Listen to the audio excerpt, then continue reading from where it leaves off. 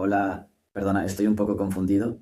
Estoy muy feliz de verte en el canal y tú suscríbete, dale like y no olvides escribir comentario, que disfrutes del video. Es curioso cómo los insultos más agudos siempre vienen edulcorados, envueltos en cortesía, pronunciados con un tono suave que casi te hace dudar si los oíste bien desde el principio. Pero no había nada ambiguo en la voz de la tía Carol cuando giró ligeramente la cabeza hacia mí, se secó la boca con una servilleta de tela como si fuera la realeza en una gala y lo dijo. Tienes casi 30 años, sin marido, sin hijos, qué desperdicio. Las palabras quedaron suspendidas en el aire, flotando sobre el pollo asado y los panecillos con mantequilla como humo después de un incendio. Ni siquiera era la primera vez que decía algo así.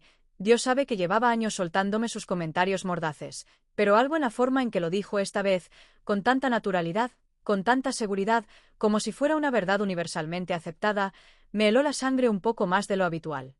Levanté la vista del plato, la miré a los ojos y sonreí, no una sonrisa falsa ni forzada, sino la que surge justo antes de voltear la mesa y marcharte. Solo que no necesitaba voltear nada, porque tenía algo mejor. De hecho, dije con voz tranquila y firme mientras tomaba mi vaso de agua, acabo de comprar la casa en la que estás. Su copa de vino se le resbaló de la mano antes de que pudiera procesar la frase. No se rompió. Simplemente golpeó el borde de su plato con un tintineo fuerte e incómodo, inclinándose ligeramente y salpicando unas gotas rojas sobre su blusa blanca. Por una vez, no tenía nada que decir. Simplemente me miró fijamente, parpadeando como si le hubieran dado una bofetada frente a una multitud. Mi madre, Elaine, se quedó paralizada a medio masticar, con los ojos fijos en mí como si acabara de darse cuenta de que no conocía a su propia hija. El silencio en esa mesa era de esos que se cortan en gruesas rebanadas con un cuchillo de carne y se sirven fríos. No me apresuré a llenar el silencio.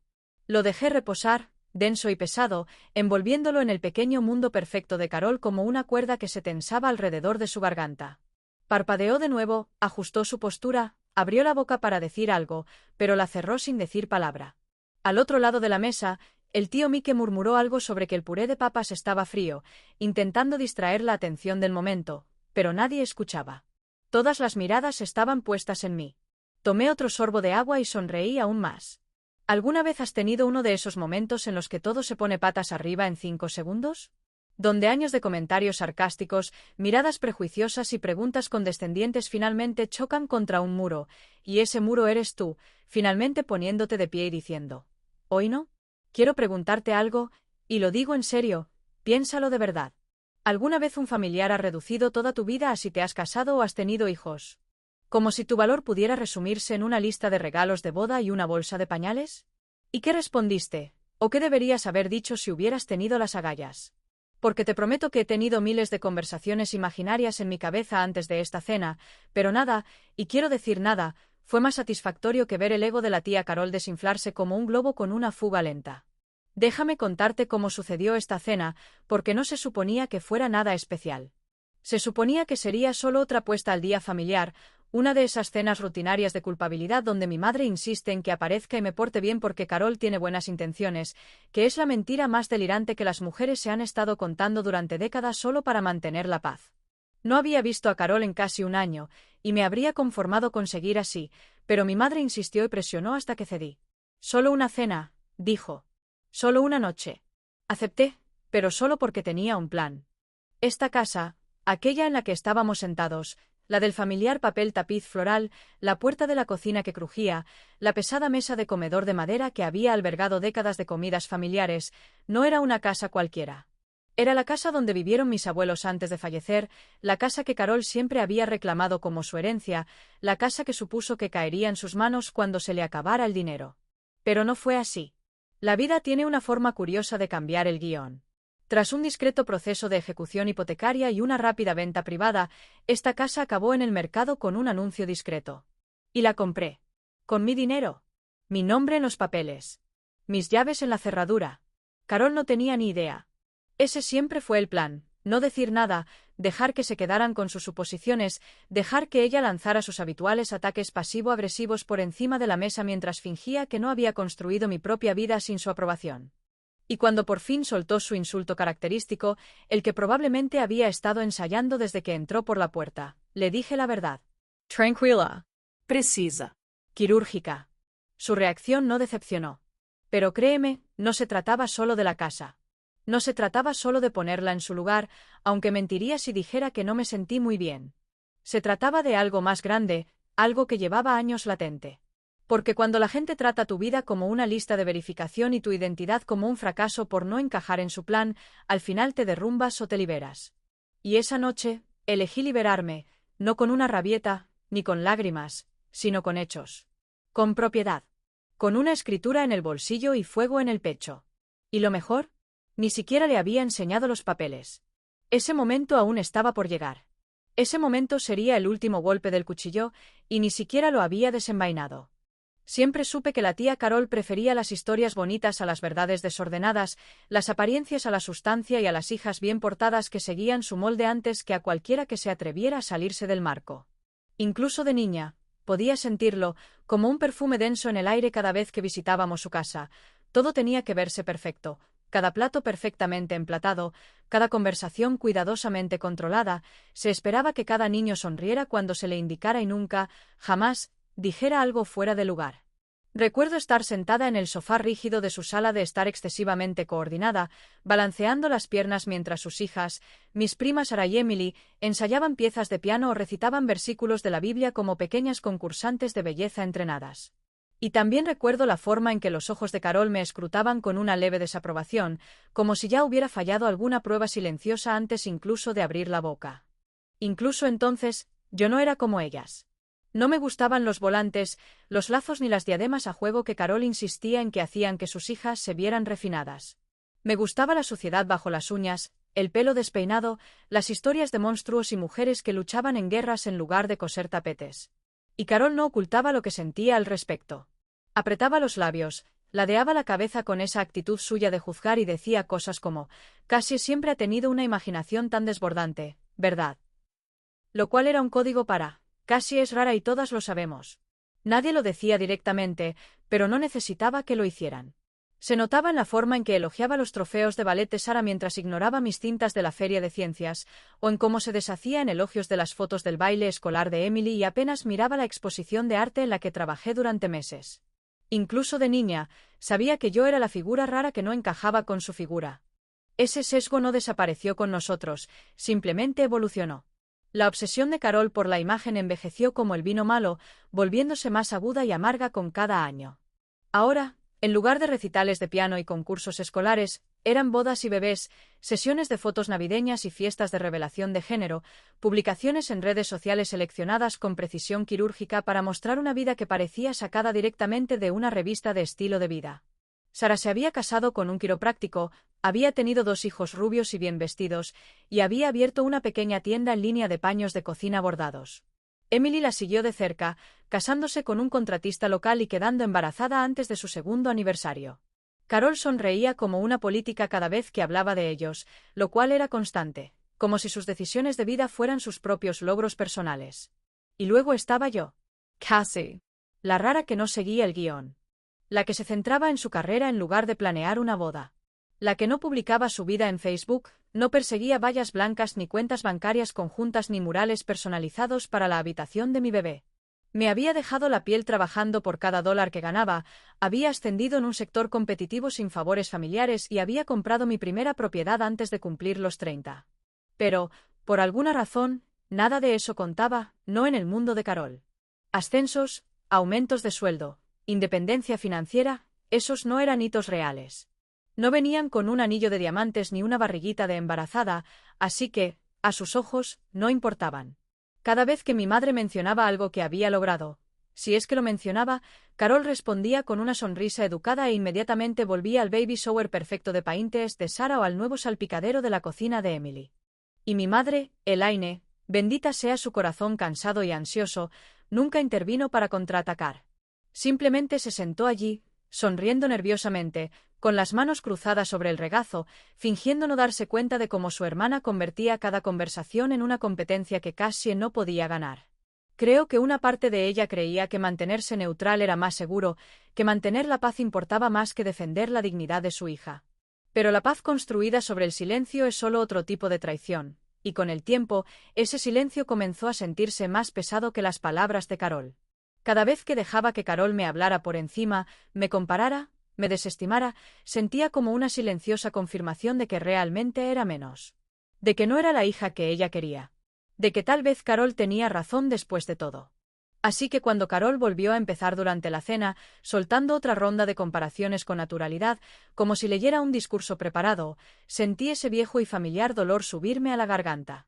Esta vez hablaba del bebé recién nacido de Sara, con la voz desbordando un asombro teatral. Ya ha recuperado el peso que tenía antes del bebé, ¿te lo puedes creer? Y su cuarto de bebé es precioso, todo verde salvia y marfil con criaturitas del bosque.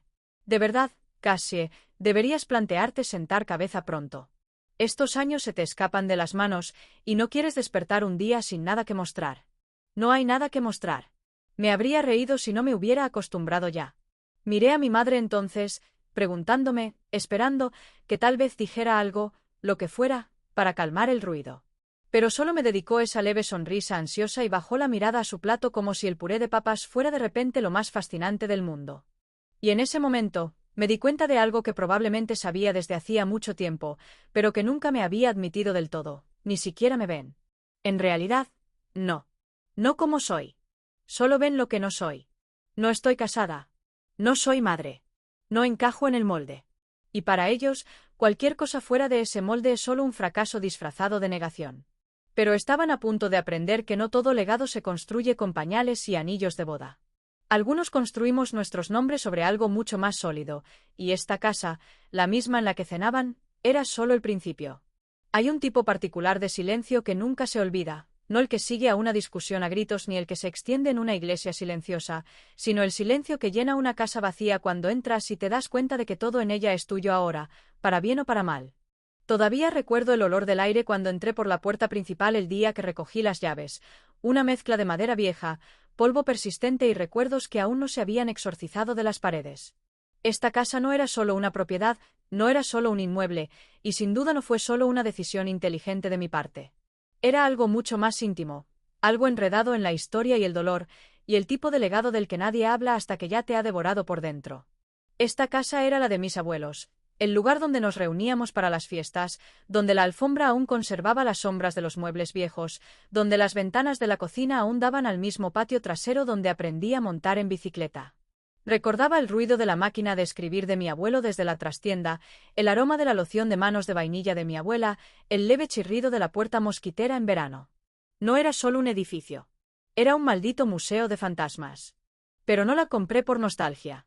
La compré para recuperar algo que siempre me habían robado discretamente, no una propiedad, sino una sensación de control. Todo empezó con una llamada telefónica, una llamada discreta, tan casual que al principio ni siquiera me llamó la atención. Una amiga mía de la ciudad, que trabajaba en un bufete de abogados, comentó de pasada que una vieja propiedad estaba a punto de salir a la venta privada, sin anuncios, solo rumores en los círculos adecuados. Cuando dijo la dirección, se me paró el corazón. Ni siquiera sabía que la propiedad había salido de la familia. Resulta que Carol había intentado comprarla cuando se liquidó la herencia de mi abuelo, pero sus finanzas estaban complicadas. Había sobreendeudado su propia casa unos años atrás en un proyecto fallido de renovación y reventa que no llegó a buen puerto. Amenazas de quiebra silenciosas, impagos y una casa con una hipoteca muy alta que apenas podía mantener, todo ello silenciado para que los vecinos no empezaran a hablar. La típica Carol, obsesionada con la imagen de estabilidad mientras se desangraba en privado a puerta cerrada. La casa se le había escapado de las manos y no tenía crédito ni liquidez para hacer una oferta lo suficientemente buena. Yo sí. Y la hice anónimamente, a través de un agente inmobiliario externo que, casualmente, trabajaba con el esposo de Carol cuando su empresa de construcción prosperaba. La ironía era tan grande que casi me sabía dulce. Nunca se lo dije a nadie, al principio. Quería que entraran en la casa asumiendo que el pasado aún les pertenecía, que vieran las paredes, olieran el viejo pulimento para madera y pensaran que todo seguía en su sitio. Ese era el objetivo. Porque la gente como Carol no aprende de las palabras, solo aprende del impacto. ¿Y qué mejor manera de causar impacto que dejarla sentada con aire de suficiencia en una casa que creía suya por derecho divino, solo para darse cuenta demasiado tarde de que estaba sentada en el reino de otra persona? Claro, la casa traía sus propias complicaciones, pintura desconchada, escaleras que crujían, un problema de fontanería en el baño de abajo que me daban ganas de gritar, pero nada de eso me importaba. Lo que importaba era el simbolismo. Lo que importaba era que, por una vez, no reaccionaba a su narrativa. Estaba escribiendo la mía. Cada habitación que pintaba, cada caja que desempaquetaba, cada lámpara que cambiaba era otra silenciosa declaración de que ya no era la sobrina decepcionante del rincón. Ahora era la dueña. La matriarca de esta casa. La historia había cambiado, y yo ya no era el chiste, sino el giro de la trama. Y aún así, esa no era toda la historia. Porque la verdad es que, aunque me decía a mí misma que se trataba de recuperar espacio y saldar viejas cuentas, había algo más profundo que me impulsaba, algo más oscuro. No solo estaba comprando una casa. Estaba destruyendo una herencia que nunca pedí llevar. Estaba destrozando el plan que me habían dado desde la infancia, el que decía que el éxito era un marido, una hipoteca a nombre de un hombre y una cuna en la esquina del dormitorio principal. No quería encajar en esa vida. Quería demolerla, de pies a cabeza, y reconstruir algo que no me exigiera desaparecer para pertenecer. Y sin embargo, incluso mientras estaba sentado a la mesa, viendo a Carol fingir que aún dominaba esta casa, guardaba un último as en mi bolso, un documento más, una revelación más, cuidadosamente calculada, un último giro en un juego que ella ni siquiera sabía que estaba perdiendo. Porque cuando te has pasado la vida siendo subestimado, ignorado, reducido a una sola frase, casi 30, sin marido, sin hijos, hay una satisfacción especial en tener la clave para desentrañarlos y decidir exactamente cuándo girarla. Lo que ella no sabía, lo que ninguno de ellos sabía aún, era que tenía más que una escritura a mi nombre y una hipoteca en mis extractos bancarios. Tenía una carta. Una carta muy específica, muy antigua, que encontré enterrada en una caja durante unas reformas, sellada en un sobre dirigido al abogado de mi abuelo, escondida bajo unas tablas sueltas del suelo de la oficina. Una carta que, si se leía en voz alta, partiría por la mitad las últimas ilusiones de Carol sobre su derecho a la propiedad.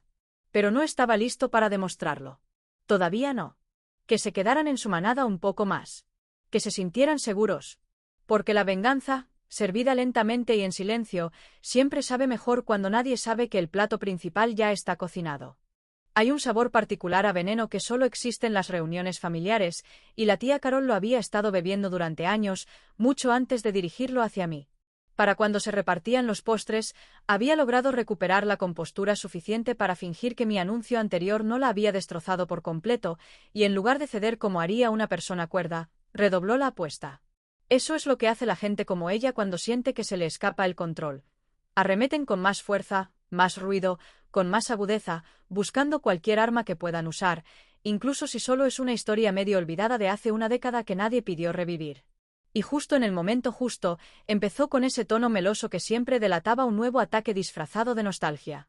¿Recuerdas cuando casi usaba esos horribles pantalones cargo morados en el instituto?, dijo, riendo a carcajadas, como si ese recuerdo fuera digno de un chiste. Eras una pequeña rara. Siempre con un libro en la mano y sin ningún sentido de la moda. Solíamos bromear con que acabarías escribiendo poesía en algún sótano. Miró a su alrededor, buscando la risa de cualquiera dispuesto a validar su actuación. El tío Mike soltó una risa débil, más por costumbre que por diversión, e incluso mi madre forzó una sonrisa, aunque tenía los dedos demasiado apretados alrededor del tenedor como para ser genuina. Asentí lentamente, con voz suave. Sí, lo recuerdo. Y antes llevabas esa permanente que te hacía parecer un caniche electrocutado, pero todos pasamos por etapas, ¿no? La mesa se quedó en silencio un segundo. Melanie, de pie junto al arco de la cocina con una botella de vino tinto en la mano, soltó una risa silenciosa. Carol arqueó las cejas y esbozó una sonrisa forzada, sin esperar una respuesta tan despreocupada. Pero no había terminado. Su necesidad de recuperar el control era demasiado fuerte, su ego demasiado herido como para dejar que me marchara de la noche con la imagen de quien lo tenía todo bajo control. Así que lo intentó de nuevo, profundizando esta vez, desgranando cada pequeño detalle que recordaba de mi adolescencia como si fueran secretos escandalosos que valieran la pena exponer. Me contó mi ruptura en el instituto con David Thompson, el que me engañó con una chica del equipo de animadoras, como si fuera la trágica historia de mi fracaso al conquistar a un hombre.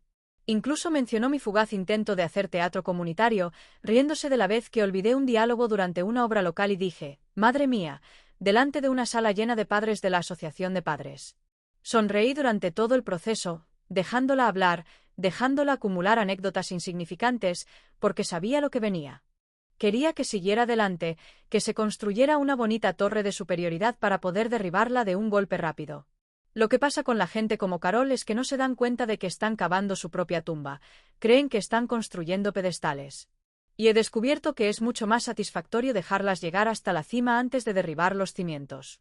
Elaine, mientras tanto, parecía cada vez más incómoda. Lo notaba en la forma en que su mano retiraba migajas inexistentes del mantel, en cómo sus ojos iban de Carol a mí como si quisiera decir algo pero no supiera qué lado tomar. O quizás sí lo sabía, pero había pasado tantos años callada que había olvidado cómo hablar cuando realmente importaba. Fue entonces cuando mi teléfono vibró suavemente en mi regazo. Bajé la vista y vi un mensaje de Melanie. ¿Seguro que no quieres que derrame el té ahora? Estoy a 5 segundos de detonar esa cocina. Sonreí con suficiencia y respondí, dale unos minutos más. Déjala que se cueza. Porque podía sentirlo, la tensión en la sala había cambiado. Ahora era más densa, más tensa. Incluso el tintineo de los cubiertos contra los platos se había vuelto hueco, como si todos esperaran algo que no podían identificar. La dinámica de poder había cambiado y todos lo sabían, aunque Carol se negara a reconocerlo. Y entonces, como si no pudiera resistirse a un último golpe, Carol se recostó en su silla, removiendo el vino con una mano y dijo, bueno, al menos cuando tu madre y yo nos hayamos ido, el legado familiar seguirá vivo a través de Sarah y Emily. Es reconfortante saber que la casa seguirá en nuestra línea, no solo en manos de algún extraño. Las palabras cayeron como una bofetada sobre la mesa, no porque fueran sorprendentes, sino por la naturalidad con la que las pronunció, como si fuera inevitable que la casa en la que estábamos, mi casa, la que ella suponía pertenecía a algún lejano linaje familiar, pertenecería inevitablemente a una de sus hijas. No porque se lo hubieran ganado, no porque lo merecieran, sino simplemente porque encajaban en el molde. Y ese fue mi momento. Metí la mano en mi bolso, lenta y deliberadamente, saqué el segundo sobre, el que había mantenido cerrado hasta ahora, y lo coloqué con cuidado en el centro de la mesa sin decir palabra. Los ojos de Carol lo clavaron como si fuera una bomba de relojería, y en cierto modo, lo era. No lo volví a tocar. No hacía falta. Permanecía allí en silencio, zumbando con potencial, con todo lo que ella desconocía que estaba por venir. Porque algunas casas tienen más que paredes y ventanas. Algunos llevan la verdad. Y este estaba a punto de hacer eco de ello. Hay un cierto peso en el silencio que no es tristeza ni tensión, sino algo más frío, el tipo de silencio que se instala justo antes de que una tormenta rasgue el cielo. Ese fue el sonido en la mesa cuando deslicé el sobre por la madera lisa, colocándolo con cuidado entre las copas de vino y los platos de postre a medio terminar, como si fuera un plato más de la comida. No dije una palabra. No hacía falta. El sobre hablaba por sí solo. Grueso, de color marfil, sin marcas salvo el pliegue nítido y el peso de lo que contenía, una verdad tan nítida, tan pesada, que incluso el leve crujido del papel sonaba como un trueno. Los ojos de Carol se clavaron en él como si ya supiera lo que venía, aunque noté que se aferraba a la esperanza, esa desesperación que solo florece en quienes han construido su valor sobre ilusiones. Lo cogió lentamente, como si fuera a morderla, como si una parte de ella deseara que no fuera lo que temía. Pero cuando sus dedos se deslizaron bajo la solapa y lo liberaron, su postura cambió por completo. Era sutil, pero estaba ahí, la ligera flexión de hombros, el tic en la comisura de los labios, la forma en que su mano se detuvo a mitad de página mientras sus ojos escudriñaban línea tras línea. Todos los demás en la mesa se inclinaron, intentando vislumbrar, intentando comprender lo que acababa de entrar en la habitación como un fantasma desde un ático cerrado. La escritura no era solo una prueba de propiedad, era una confesión cuidadosamente doblada. Mi nombre, escrito en negrita, bajo la fecha de la transacción, dejaba inequívocamente claro que no había comprado la casa hacía poco. La había poseído durante meses. El lugar al que había entrado con la barbilla en alto y la voz llena de orgullo heredado nunca había sido suyo, ni siquiera en espíritu.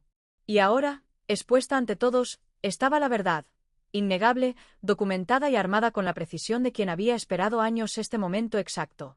Carol no habló enseguida. Se quedó allí sentada, mirando el papel como si estuviera en otro idioma, como si las letras la hubieran traicionado al formar mi nombre en lugar del suyo. Vi cómo se le movía la garganta al tragar saliva con dificultad, luego levantó un poco la cabeza, con la voz quebrada, pero aún impregnada de ese control desesperado al que se había aferrado desde el primer bocado de la cena. «¿Lo compraste?», dijo, pero no era una pregunta. Era una súplica disfrazada de incredulidad. Asentí, tranquila y despreocupada, doblando la servilleta lentamente y colocándola junto a mi plato. «Sí», dije. «La compré hace meses. Venta discreta». Publicación privada. Oferta en efectivo. Sin condiciones. Elaine parecía como si le hubieran dado una bofetada. Se llevó la mano al pecho instintivamente, con la mirada fija entre Carol y yo, como si estuviera viendo un accidente de coche a cámara lenta. No. No dijiste nada, dijo en voz baja, sin acusar, sino aturdida, como si no supiera si sentirse impresionada o traicionada. ¿Por qué no se lo dijiste a nadie? La miré con dulzura, pero mi voz no tembló. Porque no habría significado lo mismo si lo hubiera dicho entonces. Tenía que verlo. Al otro lado de la mesa, Melanie se apoyaba en la puerta de la cocina, bebiendo vino a sorbos con una sonrisa tan sutil que casi parecía de cortesía. No dijo nada, pero no hacía falta. Le había contado todo hacía semanas, hasta el membrete y la letra pequeña. Incluso me ayudó a revisar los registros de venta, solo para asegurarme de que no hubiera ninguna laguna legal que Carol pudiera aprovechar. Melanie tenía un don para encontrarle la gracia a todo: matrimonios, negocios, extractos bancarios. Y fue ella quien descubrió el resto de la historia, la que hizo que esta revelación fuera mucho más que una simple transacción inmobiliaria. Me recosté en la silla, junté las manos y miré a Carol. Lo curioso es, continué, que tú habrías tenido la primera opción. Habrías podido hacer una oferta si no hubieras incumplido con el préstamo de hace 2 años. ¿Te acuerdas de aquella, la pequeña empresa de reformas en la que invertiste todo ese dinero? Usó tu casa como garantía y casi la pierde cuando el contratista se fue.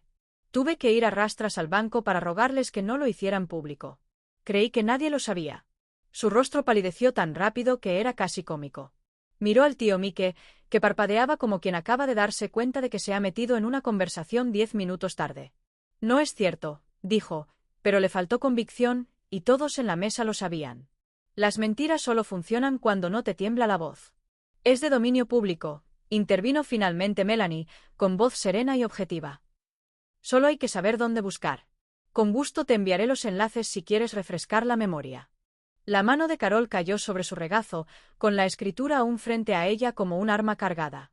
La vi forcejeando, buscando excusas, buscando la manera de recuperar el control de la historia, pero no había ninguna. Esta vez no. Había entrado en esta casa creyéndose dueña del espacio con su presencia, sin darse cuenta de que el espacio ya había elegido a su nueva reina. Y entonces, como un reloj, el tío Mike intentó suavizar las cosas con un torpe intento de optimismo. Bueno, dijo, riendo nerviosamente, al menos sigue en la familia, ¿no? Miró a su alrededor buscando aprobación, pero nadie respondió. Incluso él lo presentía, esto no era una victoria para ellos. Era el funeral de una fantasía. Elaine seguía callada, con la mirada baja y los dedos golpeando el borde del plato como si intentara no caerse. Vi algo cambiar en sus ojos, un destello de algo que parecía arrepentimiento o tal vez comprensión, pero no dijo nada. ¿Y Carol? Carol me miró fijamente. Su rostro se había agrietado, no del todo destrozado, pero lo suficiente como para mostrar lo que había debajo: miedo, amargura, confusión. No porque hubiera perdido una casa, sino porque había perdido la ilusión de poder controlar la historia. De poder seguir sosteniendo la pluma mientras alguien más vivía la vida. ¿Y la mejor parte? Todavía no había abierto la carta. La gente cree que la venganza es ruidosa, llena de gritos, cristales rotos y salidas dramáticas donde la puerta se cierra tan fuerte que resuena durante días, pero lo que nunca te dicen es que la venganza más satisfactoria es silenciosa, casi suave, como el cierre suave de un libro que todos creían que nunca terminarías. No se trata de vengarse, en realidad no. Se trata de reclamar algo que te arrebataron mucho antes de que supieras luchar por ello, algo que no era una casa, un nombre, ni siquiera un asiento en la mesa. Era tu historia, tu voz, tu maldito derecho a definir tu propia vida sin necesidad de justificarlo ante nadie. Después de que el último invitado se marchara, los platos estuvieran apilados en el fregadero y el aire por fin volviera a ser respirable, encontré a Melanie en la cocina, descalza, apoyada en la encimera con una copa de vino aún en la mano y una expresión que solo podía describirse como profundamente impresionada. Me miró como si aún intentara asimilar cómo había transcurrido la velada, cómo había jugado cada movimiento como un maestro de ajedrez mientras Carol se esforzaba por mantener sus piezas en el tablero. ¿Realmente planeaste cada segundo de eso? ¿No? Preguntó, no en tono acusador sino con una especie de admiración que me hizo sentir más alto en mi propia piel. Asentí lentamente, le quité el vaso de la mano y di un sorbo sin responder de inmediato. La verdad era que lo había planeado, no con ánimo de venganza, ni siquiera con el objetivo de incomodar a nadie. Lo hice porque necesitaba ver, con mis propios ojos, que ya no estaba al margen de una vida a la que me había costado años entrar. Necesitaba dejar de intentar demostrar mi valía a personas que, para empezar, no tenían intención de verme con claridad. Necesitaba dejar de perseguir un asiento en una mesa que siempre me había tratado como la silla extra no deseada. No se trataba de venganza, dije finalmente, en voz baja y firme. Ni siquiera se trataba de respeto, en realidad. Se trataba de recuperar mi historia. Me cansé de dejar que otros escribieran mi historia por mí. Melanie asintió, su mirada se suavizó y la sonrisa burlona se desvaneció lo justo para revelar la seriedad que ocultaba. Le diste la vuelta a todo el maldito tablero, dijo. No intentaste ganarles el juego, solo pusiste tus propias reglas. Lo pensé un buen rato. Era exactamente eso. Había pasado gran parte de mi vida intentando jugar a un juego que nunca fue diseñado para que alguien como yo ganara. La competencia de la hija buena, la actuación de la sobrina perfecta, la rutina de hacerse pequeña para mantener la paz que se transmite como una reliquia maldita en tantas familias. Pero en algún momento dejó de importarme ganar su aprobación y empezó a preocuparme por construir algo real, algo mío. Y esa casa, esa escritura, esa mesa del comedor, no eran solo trofeos ni símbolos de victoria. Eran la prueba de que podía vivir más allá de sus expectativas y aún así mantenerme firme. Más tarde esa noche, después de que Melanie se fuera a casa y la casa volviera a quedar en silencio, volví al comedor, acariciando suavemente el borde de la mesa con los dedos, la misma mesa donde mi abuelo solía sentarse durante las comidas dominicales, con la mano apoyada justo en la esquina donde yo estaba ahora. Recordé cómo me guiñaba el ojo cuando Carol gritaba demasiado, cómo me daba rebanadas extra de pastel cuando mi madre no miraba. Era una de las pocas personas de la familia que nunca intentó moldearme para convertirme en algo que no era. Simplemente me veía, a mí yo rara, desordenada y estudiosa, y me quería de todos modos. Me senté en su vieja silla, no por el simbolismo ni por su poesía, sino porque me sentía bien. Era como enraizarme en las raíces que yo había elegido, no en las que otros intentaban imponerme. Y entonces, sin pensarlo mucho, metí la mano en el cajón lateral del viejo aparador y saqué una foto que había guardado semanas antes, una instantánea en blanco y negro de la boda de Carol, ligeramente curvada por los bordes, con las esquinas amarillentas por el tiempo. Allí estaba ella, con su vestido de satén, radiante como una reina, y justo detrás, en penumbra y apenas enmarcada, estaba mi madre, la mirada baja, los hombros encogidos, secándose una lágrima que podría haber sido de alegría o algo completamente distinto. Me quedé mirando esa foto un buen rato, más de lo que pretendía, y me pregunté si mi madre también querría una historia diferente.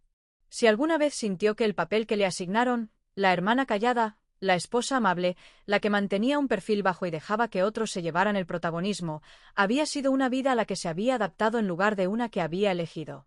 No lo sabía con certeza. Tal vez nunca lo sabría. Pero ya no podía soportar su silencio. No podía heredar su culpa, ni su arrepentimiento, ni sus cadenas invisibles. Volví a doblar la foto y la guardé en el cajón, me levanté lentamente y apagué la luz del comedor, dejando que las sombras se posaran sobre las paredes como una manta vieja. Sin discursos. Sin grandes finales. Solo quietud, y una casa que por fin era mía, por completo. Lo curioso del legado es que no es lo que heredas, sino lo que te niegas a transmitir.